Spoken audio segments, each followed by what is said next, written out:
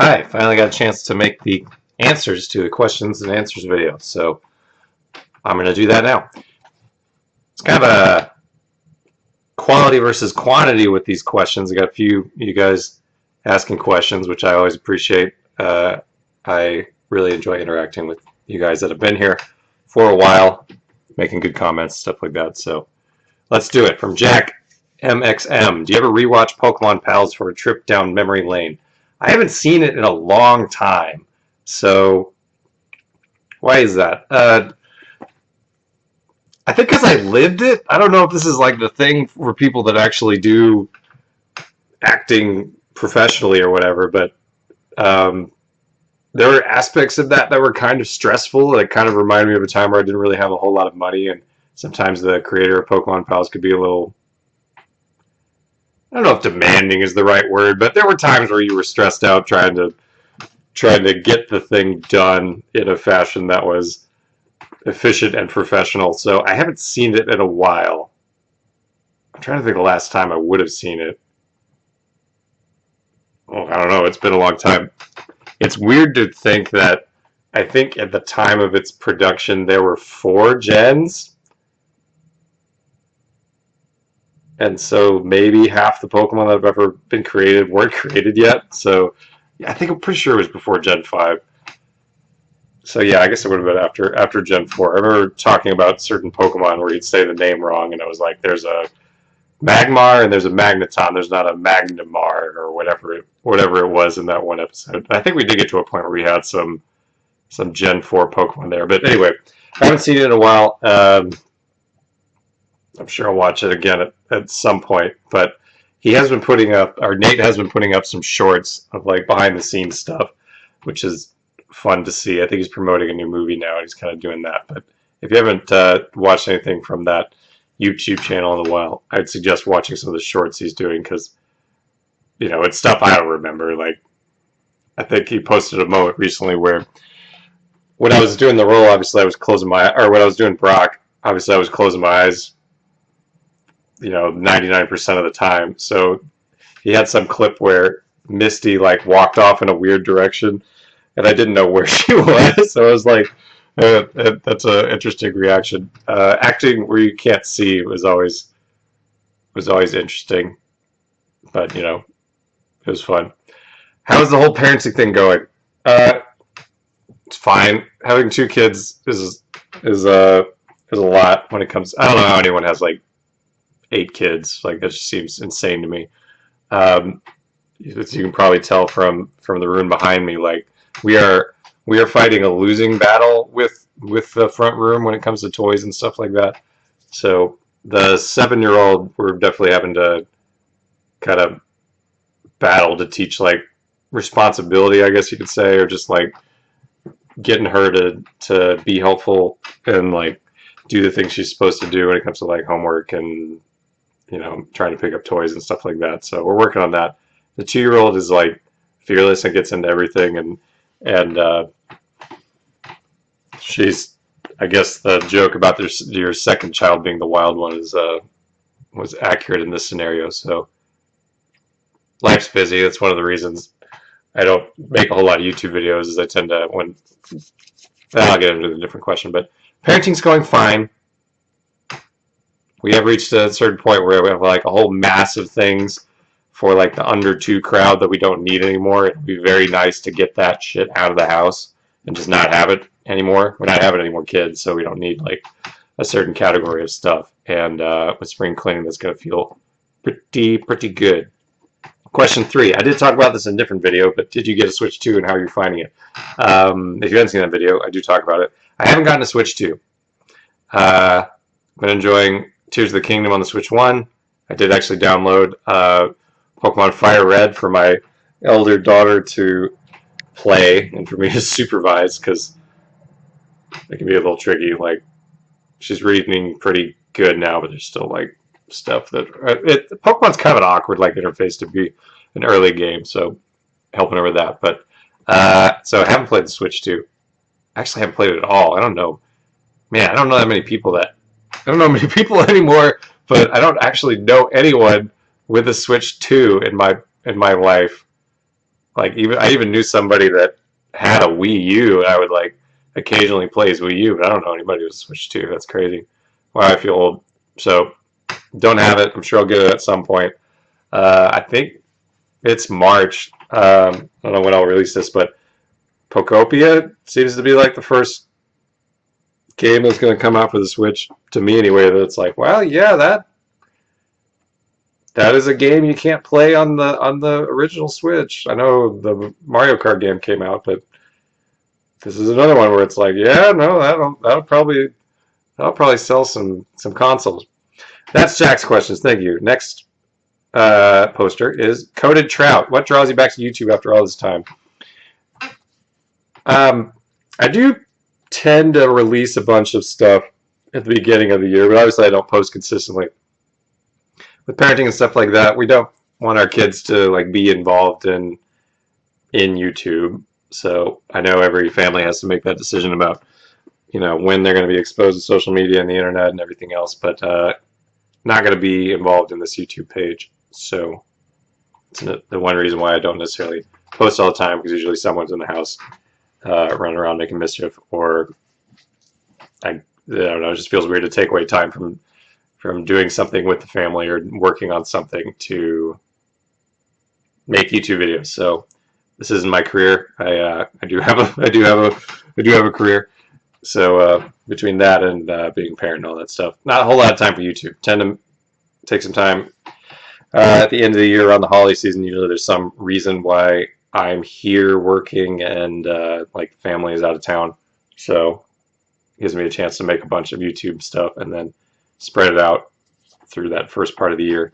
So yeah, I guess this is my seasonal appearance. Am I the groundhog? Like the new year arrives when I make YouTube videos and post them out? I guess so. Favorite Ridiculous Shark movie video? I thought about this question. I don't have a great answer because my memory is kind of bad. So I don't remember the actual videos I made that much. There definitely was a certain point, and sometimes I don't even remember what I said in the video by the time it comes up, and then someone comments, or someone comments on a video from like 10 years later, and you're like, bro, I don't remember what I said in that, so I don't know why you're angry with me about a 10-year-old comment. But anyway, it's hard to remember my favorite like making of one, though now that I say that, I think there are two that come to mind. The two-headed shark attack, the one with Brooke Hogan, I think was really fun to just like talk about. So that one kind of percolates to the surface of like things that I found fun. And also Shark Night 3D was one where I filmed some stuff going to see the movie, because it did come out in theaters obviously, and it was fun to film those little clips of going to the oh god, do we really want to get specific? Fine, I'll get specific. Going to the Galleria Mall movie theater in St. Louis. I think it's in Clayton, I want to say. I don't think it's in Brentwood. I think it's in Clayton. But in suburban St. Louis. I really like the Galleria Mall. That was like the nice mall that was somewhat close to where I lived when I lived in St. Louis, when I filmed Pokemon Pals and all that stuff. Pokemon Pals is filmed in St. Louis, if you don't know. And in and around St. Louis. I'm trying to think of... This is me realizing that probably very little of Pokemon Pals was filmed in the city of St. Louis, but in the metro of St. Louis. Man, that would be interesting trying to figure out. Did we ever film in Forest Park? I don't think we filmed in Forest Park because Nate was always worried about getting kicked out of like parks and stuff like that. So I don't think we... Man, did we not film at all in St. Louis City? The hot dog video I made with the people, with some people, was absolutely filmed in St. Louis City. But anyway, favorite Ridiculous Shark movie. Galleria is where I filmed some clips from Shark Night 3D. So that was a fun one to do. Question you're not asking about, why I stopped making Ridiculous Shark movie videos. My like amount of tech I have to like make videos has gotten like worse and worse, and like harder and harder to make stuff, which is why it's mostly on the phone or on this like webcam at this point in time. And in fact, this entire setup was like donated from my old roommate. So they got me the webcam so that I could play Dota 2 with them, and have a microphone in order to do that. So that's like the genesis of why this is here. Um, and like the programs got outdated, and that's why I stopped making ridiculous shark movie videos, because it just got harder and harder, and I felt like I wasn't gonna be able to make anything near as good as like everything else on YouTube. So, but that would be interesting to like go back and look at it and see how much I sucked at making them, or like what was a fun one to do. But I think at the top of my head, like Two-Headed Shark Attack was a fun one to comment on, and Shark Night 3D was a fun thing to film little clips from in the actual like going to see the movie process. So thank you, Coded Trout, for your questions. I got Terror Spasm here who had 10 questions. Janice also had a question, but I answered it in that video, and I don't know if there's anything really to add to that. But Terror Spasm, the former Chief Dancing Ostrich, would be what I was talking about. Terror Spasm, we getting a Warhammer 40k army update and a spreadsheet of the cost. I do have a spreadsheet of the cost, actually. I did make a Warhammer 40k update video, and it is online now, and nobody fucking cares about that video, but I did make it. It is funny to make videos for this channel, because it seems like the most consistent ones are like me talking about like video games and Pokemon and like movies and stuff like that. YouTube's kind of it's been this state for a while, where it's like your channel has to be talking about one thing, and I've seen this on like the professional ones, and sometimes it reflects on my very amateur one too, where it's like, yeah, the most of the views I get at this point in time are probably like subscribers at this point that have been here for forever. I imagine anyway. I'd have to look it up, but occasionally I'll have a video where it'll get like a random amount of views, and like very obviously from people that don't watch me. So like I've gotten a 40k one where a fair amount of people showed up and commented, being like, you know, obviously coming in from like search or algorithm or whatever. And I had a video where I was talking about being in Mexico that also got like a weird amount of views. And this time around, my video about 40k and my videos about being in Mexico, like the actual, you know, talking about it, have gotten like jack shit for views. So you can't chase the algorithm, I guess. I don't know. That's my silly channel. You guys like the video game stuff, so. But I did post a Warhammer update. I actually am going to play a 2,000 point game soon on spring break, with an Eldar army that I am proxying a lot of my Drukhari, because Ynnari is not very good right now. I don't know if you know 40k, but Ynnari is not very good right now, and I never win with it. It's my buddy that I play games with. So spreadsheet of the cost. I think I did pretty good, actually.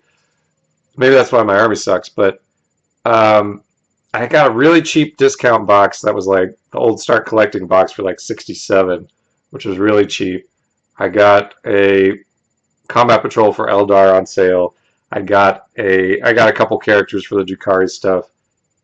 I ended up getting like a Combat Patrol for Drukhari with the boats for cheap, because like somebody had opened it and never built it, so I got that for cheap. And then I got a Battle Force box for cheap. So my standard for buying Warhammer is got to be pretty cheap discount, and I've done a pretty good job of it. So I do have a 2,000 point list that's either like discounted stuff or gifts or stuff like that. So I also build so slowly that the cost isn't terrible, especially compared to how quickly you can buy like Magic the Gathering and blow through it. But I won't show you my spreadsheet of the cost, but I do have.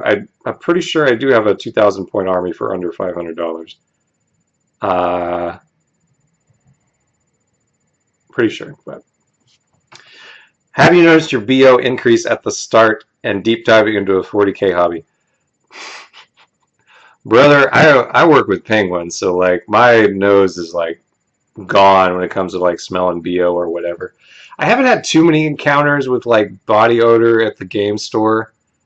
I'm probably not the best example of like keeping the BO in check, because being the zookeeper, it also, like, one of the things that happened in my household when we had our kids, especially with two kids, is like you'd be surprised how less often we bathe. Obviously, part of that is not having a like an easily available shower. It's a home renovation thing. Don't ask, but it yeah, me and the wife and even them, it's like it's difficult to get everybody bathed on like a certainly not an everyday process, but even like every other day process. Like it just it just doesn't happen, man. So uh, I haven't. I know this is a joke, but I haven't had a BO increase with the 40K. It's definitely been the parenting and the zookeeping that has caused my general stinkiness to stink. When I do go to the game store, though, I do take a bath and I do put on deodorant because um, I will sweat so much during that game, making all those decisions poorly that I am a courteous nerd when it comes to going to the game store. Have you looked into doing a Nuzlocke or ROM hack runs for Pokemon? Uh, I did a Nuzlocke actually. I did a Nuzlocke for Fire Red with the actual cartridge and my Game Boy Advance with my wall attachment, with my janky ass wall attachment, and I got about three quarters of the way through. I think I was going to Cinnabar Island, and I was just like, I was just not feeling it. It was just getting repetitive, fighting some of the same Pokemon over and over again. And I just like I wasn't feeling it. Since I downloaded the Fire Red on the Switch, it's possible I would do one for that. Haven't done any ROM hack runs for Pokemon. I've never been all that comfortable doing like ROM hacks or a bunch of stuff that's on the PC and downloaded. My PC situation is kind of like hazardous at best, so I haven't messed with that too much. But I don't judge anyone who does, certainly. What video that you were included in or made that brings back the most nostalgia? It's a good question. All my videos are all. I mean, Pokemon Pals is pretty nostalgic in general. You know, maybe the Endless Ocean stuff, because like that's still probably. I think those are probably like almost all of my most viewed videos, and even like I've had coworkers check it out and be like, well, I say like I weirdly had one of the more like prominent. I weirdly turned into one of the more prominent like original set of Endless Ocean games channels at one point in time. It's probably not that way anymore, just with how the internet works and how. And yeah, I'm just probably not that way anymore, but it is funny. So, and that definitely brings me back to like making those videos in my roommate's house in the room I had I had their first house, and just like not having game or not having enough employment, and just like doing stuff to entertain myself at a weird a formulative time in my life, I guess you could say. So I'm gonna say the Endless Ocean videos, though the hot dog one I think brings back thinking of times where like you're doing crazy stuff because you don't you don't have a 40-hour work week and that kind of stuff. So I think those are good examples. Number 5, does being known as Brock from Pokemon Pals get old now that it's been over a decade since that series was popular? I don't hear it that much anymore, man. Like, I think there was a point in time where it could have been annoying, but when it was like coming out and more relevant and you know, there was people that knew who we were at an anime convention that we went to when it was doing its thing. So it doesn't get old, and I just haven't heard it in a while.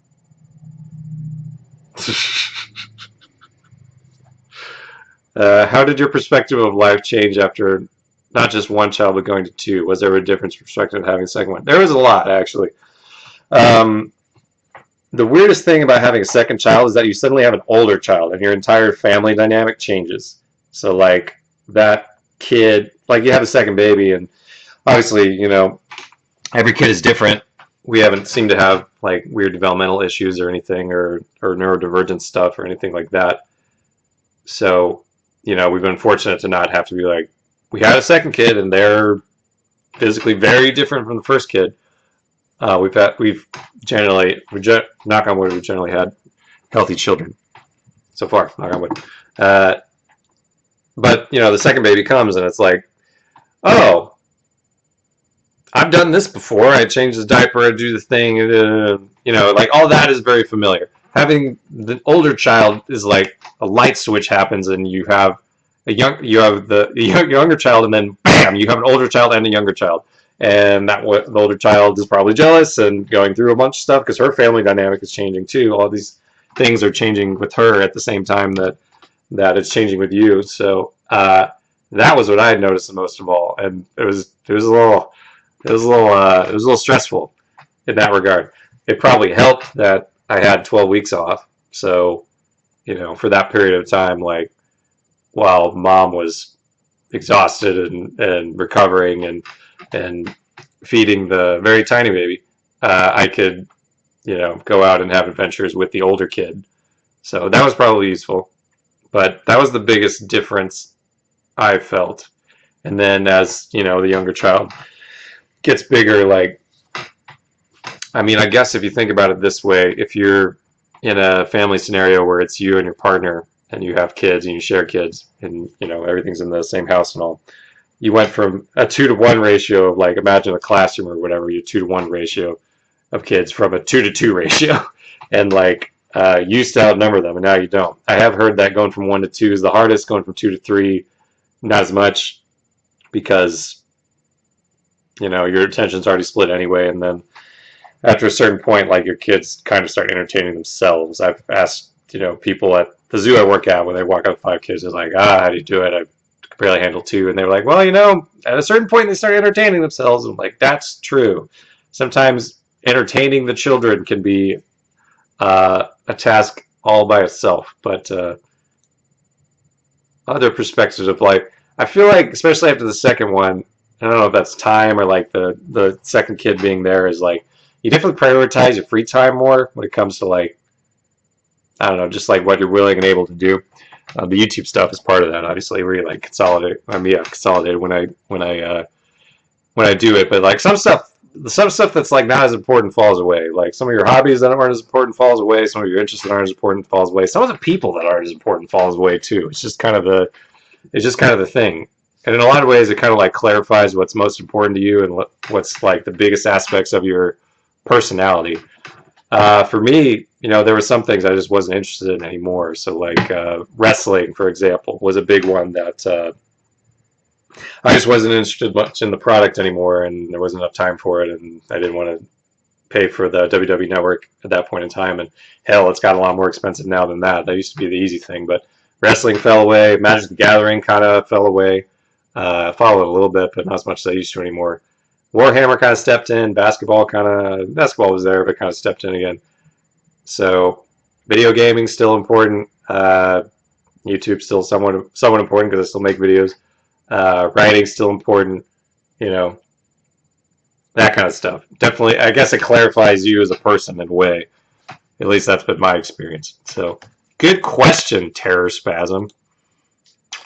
Are you ever planning on bringing back Pokemon Month? Heavy hitters.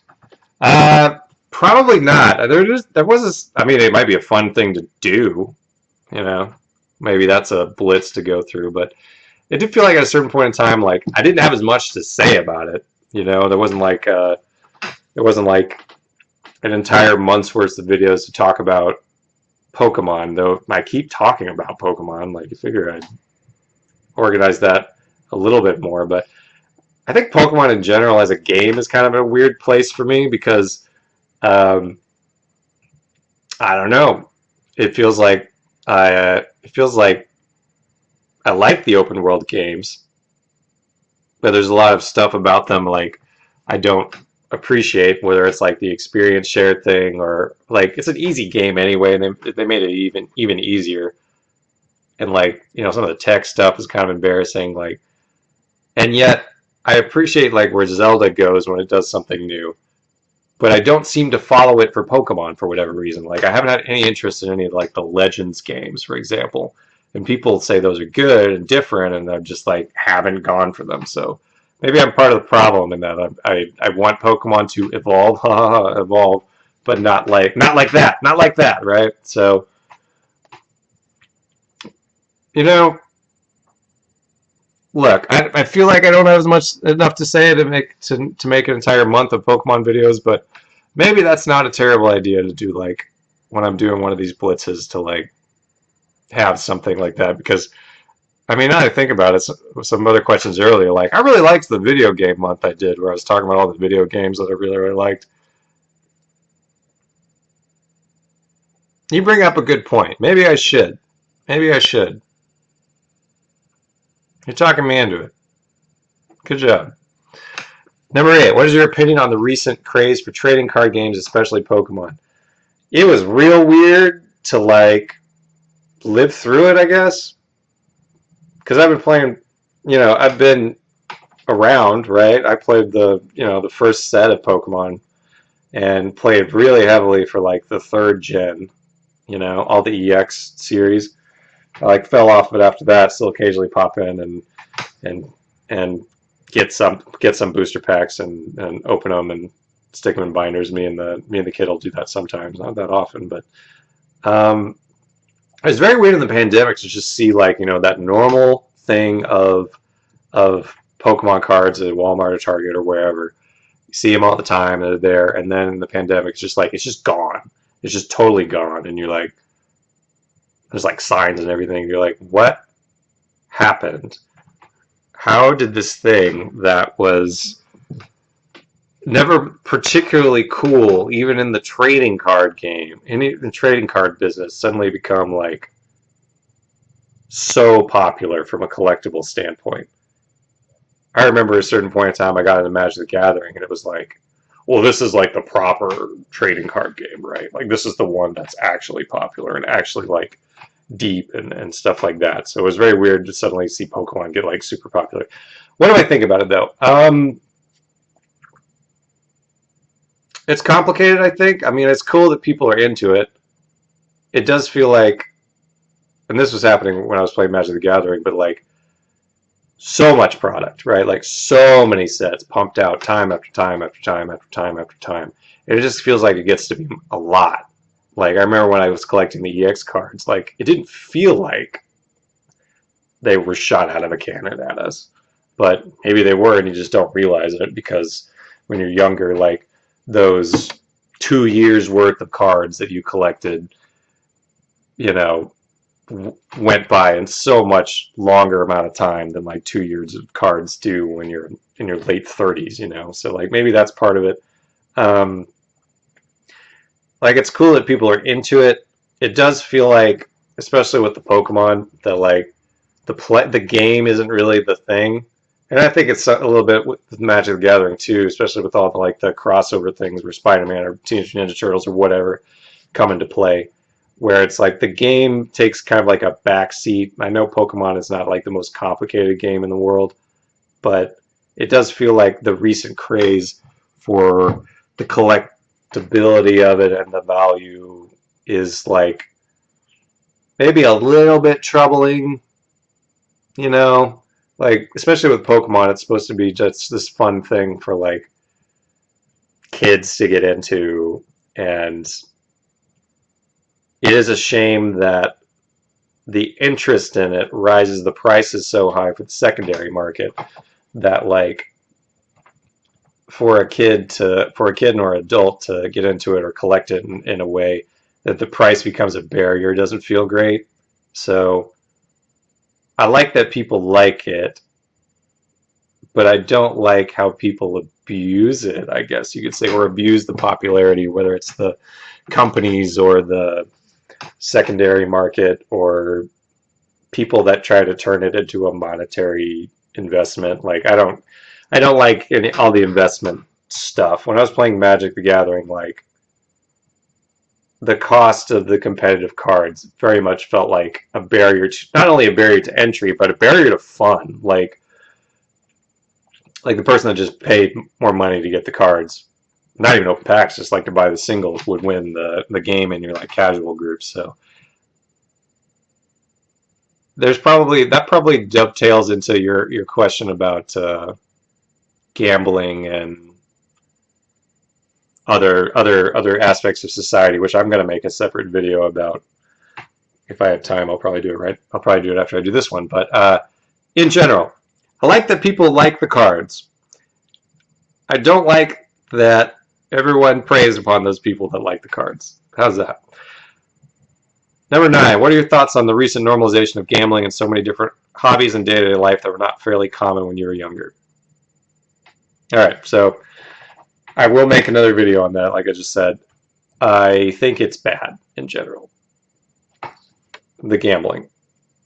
I'm not a gambler. I don't like it. It's not my jam. So I am unequipped to understand why people are into it. But it does seem like for people that are into it and people that can be into it and people that can run into trouble with it, that have addictive personalities, that have trouble with money, that it is a very readily available bear trap to walk into.